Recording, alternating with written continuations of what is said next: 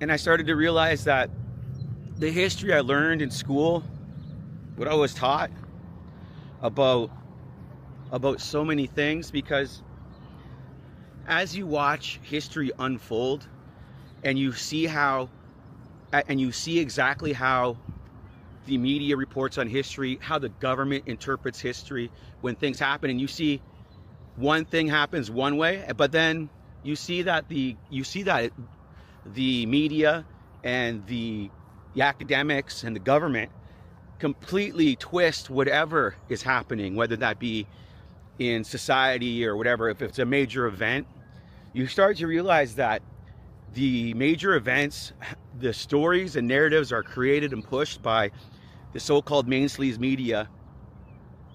And you start to realize that maybe all the history, not all, but much of the history you're taught and the perspective on it, is all of history a lie to a degree.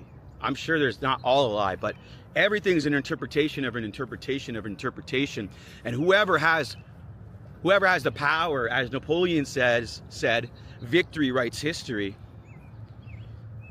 Those who control the narrative control history, control what people think and what's happened in history. And all of history is essentially a lie, an interpretation.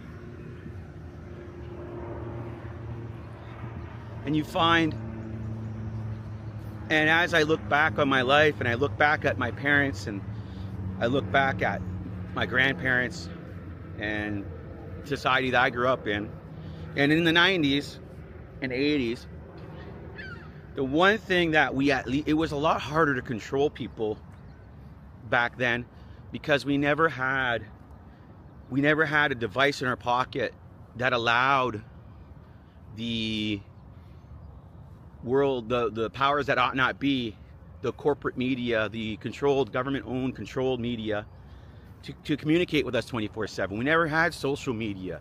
We never had Twitter. We never had the headlines in our pockets. We had papers, we had TV, we had the news. I grew up with 3 channels.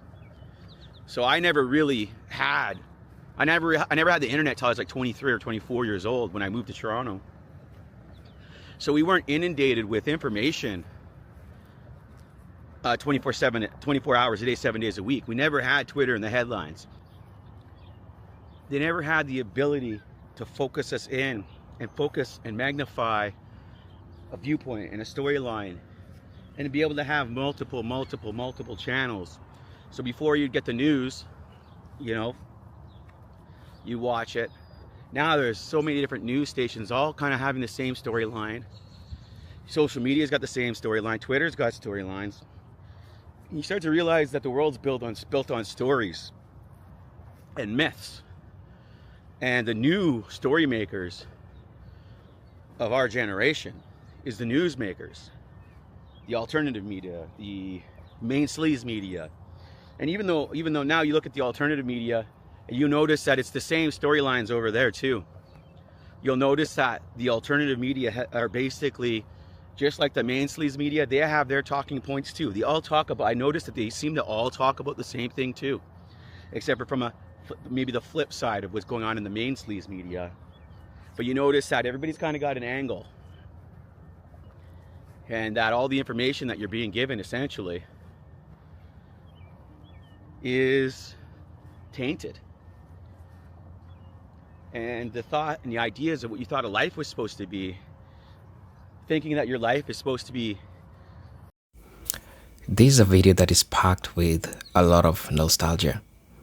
This is a video that is packed with a lot of reminiscence about life and thinking about the lost part. And I think it's not what we usually refer to as midlife crisis, not really. But this is just a person who is trying to reflect the rot that has happened in the United States. Most of you might confuse this with what we call midlife crisis. But midlife crisis is something that happens at a certain age, although he's 44, of course. But when you get to hear his argument, he talks about the rot that is happening in the United States and comparing the different generations, the type of life that is lived, and looking at things right now is really saying things are really messed up. And it's not just him. You can note that it's not just him. This is something that is happening to majority of people. People are giving up, and people are done. People are done pretending that everything is okay. People are coming out and discussing how life has become so much difficult, how they can't even trust their own government, how they cannot trust their own government when it comes to food, when it comes to the water that they drink, when it comes to security. All these things shows you that people have lost hope in this society. This is what I called American dystopia. American dystopia is a state where a country is in a state of hopelessness, or there is so much crisis that is going on. Every morning, every day you put on the news, what you see next is a person being evacuated. You see a person who is being homeless.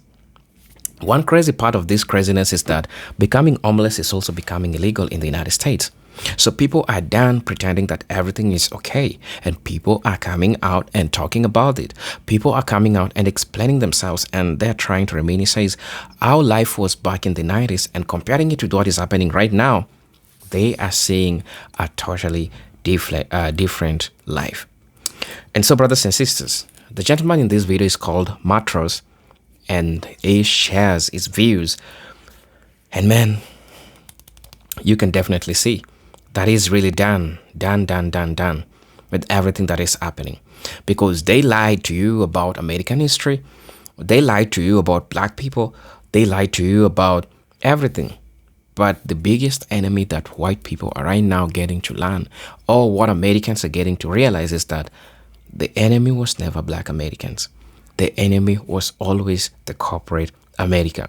And this traces back to history. Look at the Black Arms Rebellion. You get to understand where the whiteness was created and where white people were played. And now everything that was convenient to them, it's now not there.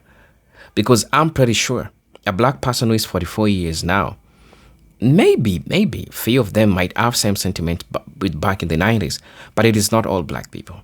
That's why black people ask themselves, when you say that make America great again, the biggest question is, when was America great for black people? But brothers and sisters, I don't want to dive into that so much, but I want to switch this video because it is so much critical.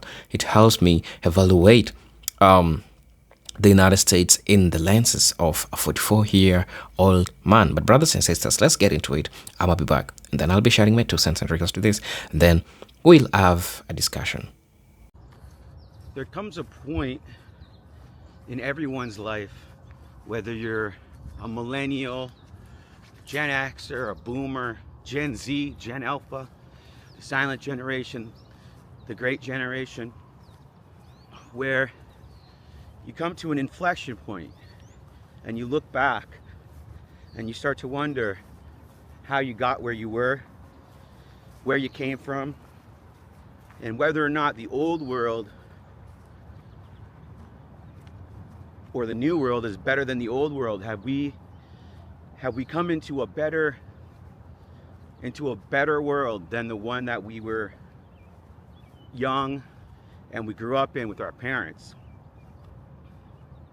Did the millennials inherit a better world from their parents? Is Gen Z gonna inherit a better world from their parents? Gen Alpha, are they gonna inherit a better culture than their parents, more opportunities than their parents? And I look back and I reflect on my life, and I think about when I was young in the 80s and the 90s, and I think about my idealism, how much hope I had, how I really felt like, yeah, I'm gonna do something, you know. Remember when I graduated high school, I thought to myself, this is not peak life. High school is not peak life, even though I had a great time in high school. And I'm gonna go out, I'm gonna adventure. I'm gonna go figure it out. I'm gonna go become a rock star, musician, or a poet, or a writer. I'm gonna become a Much Music VJ, MTV VJ. You know, all these crazy young dreams that you have as a kid. And you start to, you know, and then what happens is you realize you got to pay the bills. And you start thinking about your parents a little bit more. Your parents start to become more like people to you as you get older. you start to realize that your parents are people too, and that they had real problems when they're raising you. And they had to work real jobs. I couldn't imagine being my father with 4 kids by himself, raising 4 kids alone. And this is the 90s and the 80s, but mainly the 90s.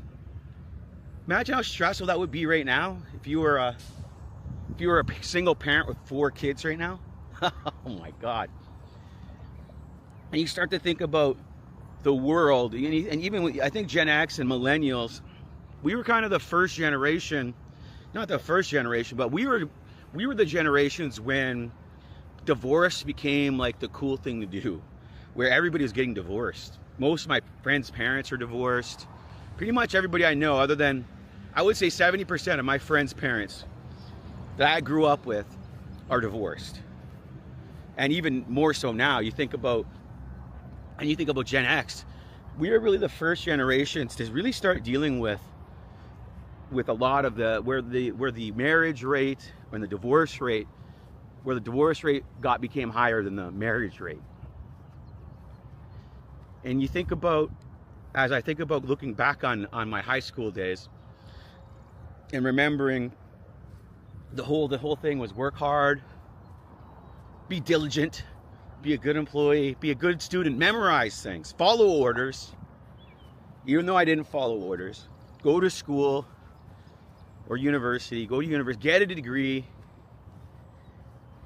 get an education, because education is going to guarantee you a good job. A good job is going to help you get a house and a family, raise your family, happily ever after. And as a millennial, this is truly what I believed. And then life started to hit, and I started to, here's the one thing I didn't go to school, but I got a job. I climbed the corporate ladder.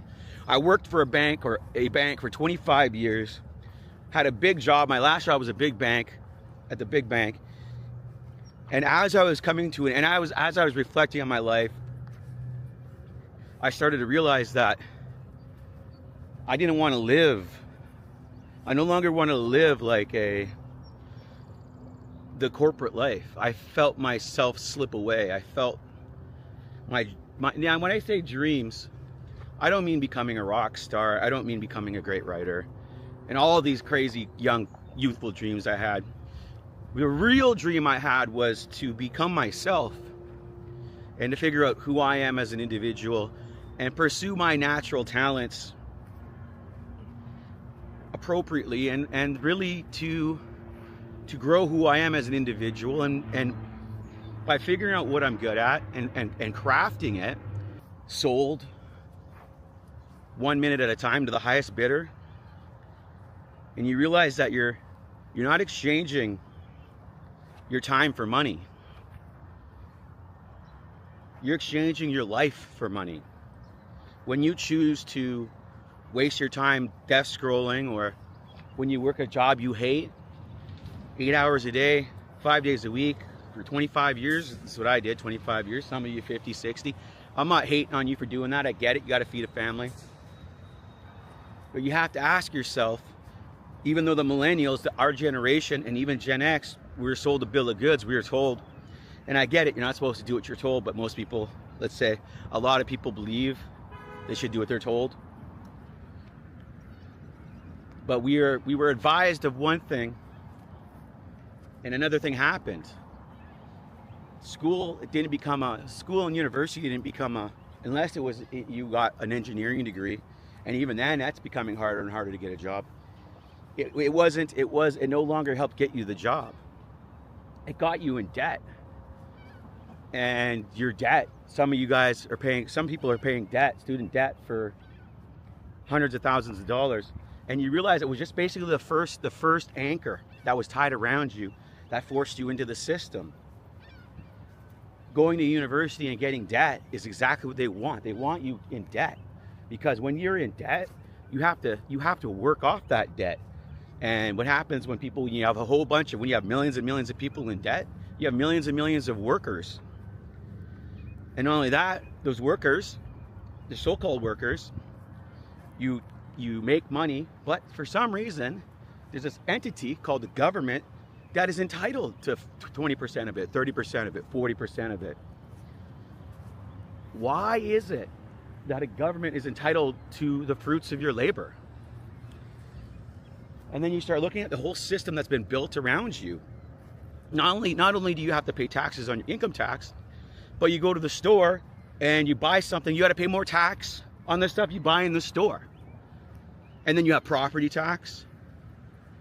And then you have land transfer tax. And you have estate tax, and you have this tax and that tax and this tax. And why do governments have a monopoly on tax? Why is it that local governments, municipalities, federal governments, provincial, state governments, counties, why is it that they're entitled to your money when they don't do anything for you? Or very little for you, especially in Canada.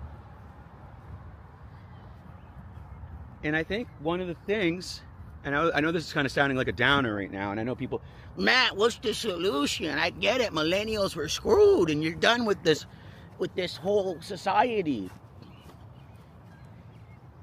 Millennials were screwed, Gen X was screwed, boomers were screwed. Now I get it. A lot of people think boomers weren't screwed. Nah, everybody has their cross to bear. They had their own troubles they had to deal with. Ultimately,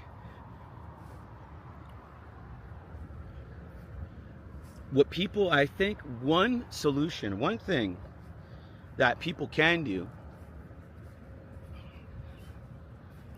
to, I guess, buck the system.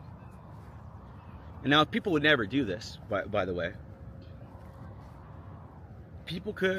Everybody could rack up their, and this is alleged, and I'm not telling anybody to do this is not financial advice, but everybody could literally rack up all their credit cards, rack up all their lines of credit, so get all the loans they can, rack them all up, and everybody all at the same time file bankruptcy. Go take all your money out of the bank, run up all your credit cards. It's all fake money anyways. And file bankruptcy. You get enough people doing that, you'll collapse the system. And if you collapse the system, that means you got to build a new system. But ultimately, that's one thing some people will never do. You would never do a mass way, a civil way, a non-violent way to fight the system is to bankrupt the system. How do you bankrupt the system? You exactly what I told you to do. And you basically force it into a situation where it becomes insolvent. And now the fiat lenders, the currency, the bankers, once they lose control of being able to establish rates and printing money and being in control of inflation, it will force a new system to come into being. And that's essentially, because this system right now, yes, we need some form, like this, and at the end of the day, we need a form of currency. Currency is a means of exchange. The double coincidence of once and barter systems don't work, because the problem with the barter system is, let's say I have eggs and I need somebody to paint my house. What happens if if the person that paints houses doesn't need eggs? You know what I mean? So barter system doesn't work. You need a form of currency. But a currency is, all it is basically an exchange. It's basically, it's a cycle. So you just need something that has value, that you can exchange it for services or for products, and you have to keep it flowing. Currency is about flow. And what happened in our fiat system is people started hoarding the money, ceasing the flow of money, which is what's harming. So what's happened is that harms the ability for an economy to work, essentially. Now what I'm saying might sound crazy, and maybe it is. I don't know. I worked for a bank for 25 years. I've watched millions of people put themselves into mortgages, especially here in Canada. And now what's happened is the mortgage is worth more than the property is worth, because Canada's housing crisis, the values are dropping so fast that people can't sell their properties. B, their properties are worth more than they're paying. It's actually cheaper for them to walk away from their property and just go start renting somewhere and just hand the keys back to the bank. But it's what it's coming down to. So the future that we were promised as millennials, and here's the thing, there's no such thing as a promised future. That's the first reality. You have to grow up at some point. Was that it was a maybe people thought it was possible, but the reality is the future is what you create with your life in the present, and nobody owes you anything. And at the end of the day, you have to be accountable for your life and find ways to make a living in which brings you consistent happiness. And ultimately, as it's usually, you wake up at 44, 45, even some people 35, 30. I was just on a vacation to Asia, and it was a culture shock for me, where I witnessed millions and millions and millions of people. I think millions of people, 9-10 million people live in Bangkok, which is like a fourth of Canada in one city. And you see millions of people working. They're not corporate climbers. They're not in a democracy necessarily. But I seen in comparison to Toronto and the misery I left. Everybody's miserable in Toronto. It's cold, it's expensive, there's jobs are drying up, the government's allegedly, the mayor's corrupt, taxes are too high, there's crimes on the increase, there's mass people from other countries coming into this place to causing many issues. And you can see the misery. It's just miserable. Now it's nicer weather, so it's probably a little less miserable now. Versus going to Bangkok or going to Vietnam. Vietnam's a communist country. And seeing how much happier people are there. They're making less money. They're not driving necessarily all the most expensive cars in the world. Fuck. Oh well. But they're happy.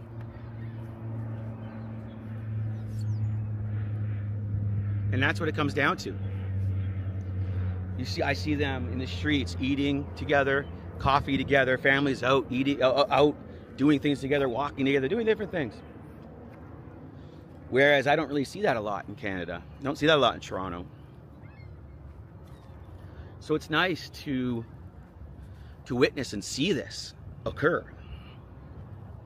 And just being a part of that, the smiles on people's faces, people being happy to walk the streets, stuff like that. It was nice, man. It was such a warm feeling. I love that people embrace their culture. The Thai people embrace their culture. Muay Thai, food. Most of the Thai people I met, they love Thai food. All eating Thai food. They're not really eating a lot of westernized food. I love that.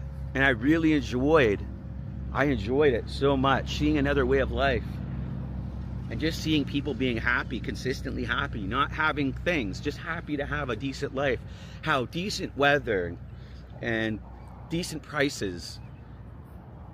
And people aren't out here just to rip you off. And people that embrace their culture and they love being Thai and embracing that Buddhist culture, embracing their Muay Thai, not changing to mixed martial arts or MMA. And it was nice to see, because in Canada we don't really have a culture to embrace. We're multicultural, which means no culture at all. That's all multicultural means. It means that there's no culture at all. Not now. There used to be. And it really didn't. And then I came back to Canada from Thailand, and it's nice to see my friends. It's nice to see my family. But ultimately, I'd rather be in a place that has happier people. And that's what it comes down to, is I no longer want to be in the rat race in Canada, the Canadian rat race, to pay exorbitant taxes to live in a shoebox in the middle of nowhere, or shoebox downtown Toronto, whatever. No yard. Everything's overpriced. You can't go out for a beer for less than $10, including tip. Meals, you name it, everything's just a complete and utter rip-off. It's cold 9 months a year, and I just realized that I'm done with living in a country that does not care about its people, in a country that does not care about making it a better country, about finding ways to make it easier for people to live, in a country that would rather control you and would rather control what you think and how you speak, and would rather take your money and give it to people that aren't working, and they would rather control whether or not you can even go to a hospital, control every aspect of your life, to another country where it's lower prices, people are happier, the weather is better, I can make a lot less money and be just as happy, if not be way happier. Now I get it, where you are, there you are. Ultimately, you can be happy wherever you are in your own shoes. But I no longer am holding myself down. I am no longer I'm no longer believing that I can't live anywhere else. I can, and I will. So I guess I'm done with the bullshit. I'm done with the rat race. I'm done with these politicians. I'm done with holding back my honest thoughts, and I'm done with, even when I talk to people in public, I'm done this pretending. I'm done pretending that everything's okay. I'm done pretending that their attitudes, they're these limousine lefty liberals attitudes isn't ruining this country. I'm done with all that. And I'm done with it. I'm not doing it anymore. That's it. It feels good. It feels liberating. Now I've been trying to get rid of my place since September, 2 years almost. I still can't get rid of it. So I'm basically stuck here because of this mortgage I've got. But that's it. I don't even care anymore. I'm getting rid of all my stuff. I'm just going to get rid of it all. Get rid of all my material possessions. And that's that. It's time to go. And once this country, hopefully, one day, either fixes itself, realizes it's done something horrible to itself, or collapses, that's when I'll come back to Canada. But I'm out of here ultimately. That's it. I've come to the conclusion. Life is better elsewhere. Let me know your thoughts. If you're Canadian, let me know your thoughts. I'm not sure what it's like in America, but I think I'd rather probably be in America, honestly, too. I'd rather be in America, living in America if I could. But let me know your thoughts. Let me know your thoughts. Like, dislike, comment.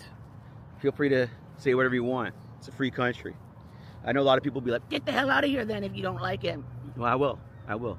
Enjoy the prison that you're making for yourself. Enjoy that. I'm Matt Ross. I'm the Known Wolf. Hello brothers and sisters, welcome back to the channel. I'm hoping that you are doing great. From wherever you're watching this video from, as you know, I'm your host and presenter, Jintic Story. It is always a beautiful day that God has granted unto us, and I think we all need to be grateful for everything that God has given to us. First of all, I'd like to thank Matros for coming out and speaking the truth about what's really going on in the United States. And it shares that perspective for us people who are outside the United States. It gives us a perfect perspective, especially we Africans that think that there is enormous opportunity on the other side, that the grass is green on the other side. I think that just makes sense when we talk about it in that line. But also, one thing that I like to say is that it is always important to think about just life, the importance of life, just being grateful of the things that you have, just being grateful for the things that God has granted you with. Because if today we say that God to take the air that we are breathing right now, all of us will die. all of us will die. So I think first, I always say it is always good to start with gratitude. Gratitude for the gift of life, although I know things are difficult. Yeah. But hey, we are looking at American dystopia. And we are seeing that this is not something that is happening to Matros only, but it is also happening to majority of Americans, and they're done pretending that everything is okay. And everyone is coming out and talking and discussing about this. But brothers and sisters, I want us to watch not to watch this video, but a couple of comments that I'm going to be sharing with you and see what indeed Americans are talking about. The dream never disappeared. It has never been there. And boomers made sure they got everything but the bill. It's really crazy. It's the same island, but I won't leave. At 53, I am too old to anyway. But that's not really the reason why I won't leave. I won't leave because I love my country, culture, and people. I don't want to see it destroyed, which is happening right now. I feel we do have a responsibility for the next generation to come. So if we give up on this country, we are making it worse for the next generation. Every country has its bad times. That's true. But you don't give up on your country. You tough it out and try make it better because you care for it. It seems every country in the West is going through a similar ordeal. Somebody also talked about something. I think this is important. Your video resonated with me. I'm South African and I'm also 44. In addition to what you've discussed, I grew up in a country that transitioned from apartheid, the so-called democracy. New flag, new anthem, new look, new BS. I'm now in one of the most violent, corrupt, and broken societies in the world. Like you, I've also spent more time than I'm comfortable admitting, realizing things, noticing things about the world around me, and concluding that the system is completely broken and the people running things have an agenda. The rest of us are slaves too.